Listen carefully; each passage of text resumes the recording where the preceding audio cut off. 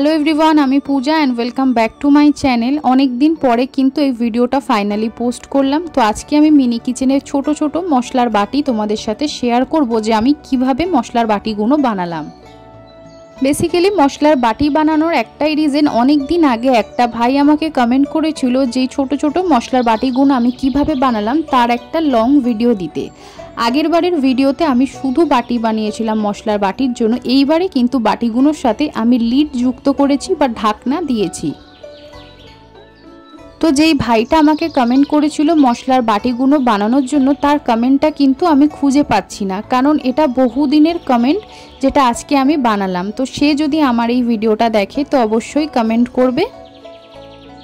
মশলার বাটিগুলো বানানোর জন্য এখানে আমি কাদামাটিটা খুব সুন্দরভাবে মেখে নিয়েছি। যখনই তোমরা কোনো জিনিস বানাবে, সেটা হোক বাটি বা যে কোনো জিনিস, তোমরা খেয়াল রাখবে যে মাটিটা যতটা সুন্দর মাখা হবে ততটা কিন্তু সুন্দরভাবে জিনিসগুলো বানানো হবে।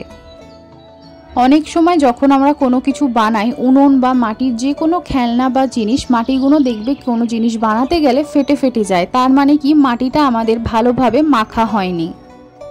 তাই কোনো জিনিস বানানোর আগে মাটিটা কিন্তু মাখারও একটা পদ্ধতি আছে বা একটা প্রসেস আছে। তোমরা যদি জানতে চাও যে মাটিটা সুন্দরভাবে যে মাখা হয় বা তার পদ্ধতি কি, সেটা যদি জানতে চাও তাহলে অবশ্যই কিন্তু আমাকে কমেন্ট করো, তোমাদের জন্য আমি একটা ভিডিও আনবো।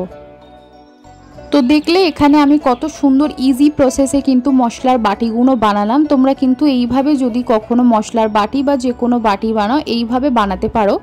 এখানে আমি ঢাকনা বা লিড যেটা তৈরি করছি তার একটা ছোট গোল করে কোনাগুলো একটা শেপ দিয়ে নিয়ে এইভাবেই কিন্তু লিডটাও আমি তৈরি করেছি। এবার আমার মনের মতো করে আমি এখানে একটা ডিজাইন করে নিলাম। তোমরাও কিন্তু যদি এটা বানাও তাহলে তোমাদের মনের মতো করে একটা ডিজাইন এর মধ্যে করতে পারো।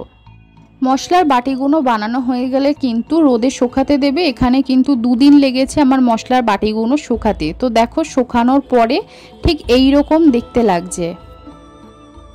তো বাটিগুলোর মধ্যে প্রথমে আমি একটা বেস কালার করে নিচ্ছি হোয়াইট দিয়ে। তারপরে কিন্তু আমি এখানে যেই কালারটা করব তার উপরে কিন্তু এই সাদা যে রং বা হোয়াইট যে বেসটা আছে তার উপরে কিন্তু আমি কালারগুলো করব। তো চলো প্রত্যেকটা বাটি আর লিডগুলো কালার করে নিই।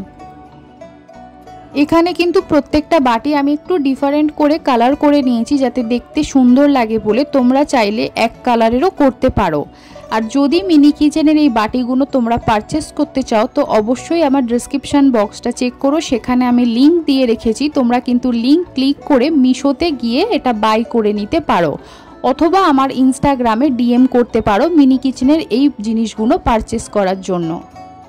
তো ফাইনালি দেখো মশলার বাটির লুকগুলো কতটা সুন্দর লাগছে ডিফারেন্ট কালার করার জন্য। গোল্ডেন শিমার বা গোল্ডেন বর্ডার একটু দিয়েছি যাতে আরও জিনিসগুলো কালারফুল বা সুন্দর দেখতে লাগে। তো আজকের এই ভিডিওটা তোমাদের কেমন লাগলো অবশ্যই কিন্তু কমেন্ট করে জানাবে কোন বাটিটা তোমাদের সবথেকে বেশি ভালো লেগেছে। আর ভিডিওটা ভালো লাগলে কিন্তু লাইক করে দেবে। আর প্রত্যেকবারের মতো সাবস্ক্রাইব করে পাশে থাকতে হবে নিত্য নতুন ভিডিও দেখার জন্য।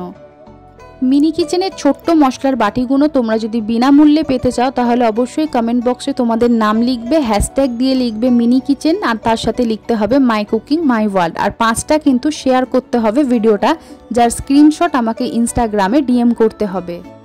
তাই প্রত্যেকটা মিনি কিচেনের লং ভিডিওতে তোমরা চোখ রেখো, তাহলে বিনামূল্যে মিনি কিচেনের সেট কিন্তু পেয়ে যেতে পারো। তো আজকের মতো এইটুকুনি ভিডিও, দেখা হচ্ছে নতুন কোনো ভিডিও নিয়ে। ভালো থাকবে, বাই।